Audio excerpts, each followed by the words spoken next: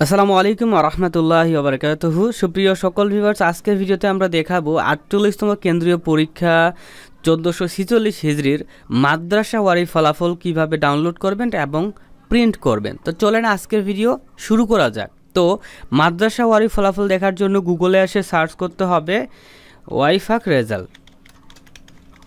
এটা লিখে সার্চ করলে প্রথম যে ওয়েবসাইটটা রয়েছে wifakresult.com, এইটাতেও আপনারা রেজাল্ট দেখতে পারবেন এবং এই যে wifak.edu.com এইটাতেও কিন্তু রেজাল্টটি কিন্তু দেখতে পারবেন। ওকে, তো যাই হোক, আপনি প্রথম যে ওয়েবসাইটটা এখানে একটা ক্লিক করবেন। ক্লিক করার পর দেখতে পাচ্ছেন আমাদের সামনে কিন্তু ফলাফল যে প্রকাশ হবে এটা এখানে লেখা আছে এবং এখনও 1 ঘন্টা 54 মিনিট সময় কিন্তু রয়েছে। অর্থাৎ আজকে দুপুর 12টার সময় রেজাল্টটা দিবে। রেজাল্টটা যখন 12টার সময় প্রকাশ হবে তখন মাদ্রাসা ওয়ারি ফলাফল এখানে ক্লিক করতে হবে। ক্লিক করলে কিছু অপশন আসবে, আমরা রেজাল্ট দেখতে পারবো। তো কি কি অপশন আসবে এটা আপনাদেরকে একটু দেখাই দেই। তো দেখেন, যখন আপনারা মাদ্রাসা ওয়ারি ফলাফলে ক্লিক করবেন তখন আপনাদের সামনে এরকম কিন্তু অপশন আসবে এবং এইখানে এই যে দেখতে পাচ্ছেন যে ৪৭তম কেন্দ্রীয় পরীক্ষা ৪৬তম, তো এই ৪৭-এর উপরে কিন্তু ৪৮ লেখাটা থাকবে দুপুর 12টার সময়। তখন আপনি কি করবেন, ৪৮তমটাতে ক্লিক করবেন।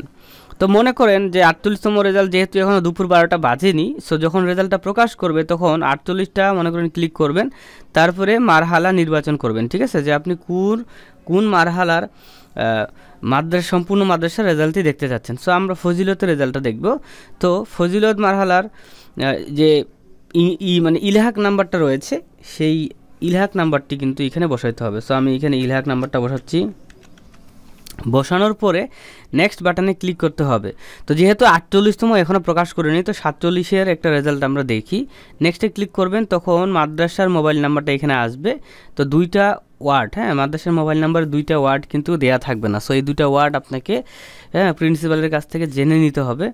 ঠিক আছে, তো আপনি তখন ওইটা সুন্দর করে বসাবেন। তো আমরা বসাই দিলাম, আমাদের জানা আছে। তো সার্চে ক্লিক করার সঙ্গে সঙ্গে নিচে যদি আমরা আসি, তো দেখতে পাচ্ছেন আমাদের যে সম্পূর্ণ মাদ্রাসার যে রেজাল্টটি সেটা কিন্তু এখানে প্রকাশ করা হয়ে গেছে এবং আপনি চাইলে এখান থেকেও দেখতে পারবেন এবং প্রিন্ট বাটনে ক্লিক করেও কিন্তু আপনি চাইলে এটাকে প্রিন্ট করতে পারবেন। ওকে, সো আমরা এখানে প্রিন্ট বাটনে ক্লিক করলাম।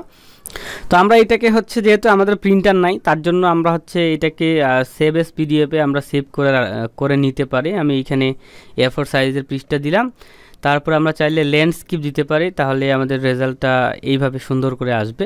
তো এটাকে আপনারা চাইলে সেভ করতে পারেন। তো সেভ হয়ে গেল, তারপর এটাকে প্রিন্ট করতে পারবেন। ওকে, তো এইভাবেই মূলত রেজাল্টটি দেখতে হয়। তো আজকে 12টা 1 মিনিটে রেজাল্টটা দিচ্ছে। তো সবাই কার কি রেজাল্ট কমেন্ট করে জানাতে ভুলবেন না। আল্লাহ হাফেজ।